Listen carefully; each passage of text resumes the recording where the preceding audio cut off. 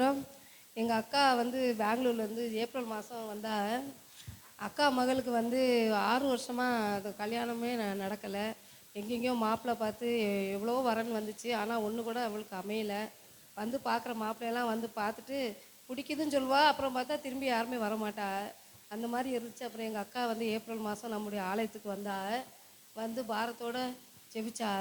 ஜெபிச்சு இந்த மாதிரி நல்லபடியாக திருமணம் நடக்கணும்னு சொல்லி வேண்டிட்டு போனா. ஏப்ரல் மாதம் ஜெபிச்சோம். நாங்கள் எல்லோரும் ஐயா கிட்ட சொன்னேன். அம்மா எல்லாருமே ஜெபிச்சா.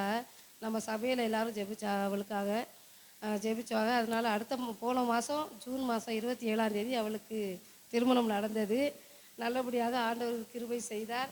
அவளுக்கு நல்ல மாப்பிள்ளை வரணும், நல்ல குடும்பம் வரணும், நல்லபடியாக நான் இருக்கணும்னு தான் ஜெபித்தோம். ஆனால் அவளுக்கு கடவுள் கவர்மெண்ட் மாப்பிள்ளையே கொண்டு வந்து கொடுத்தாரு.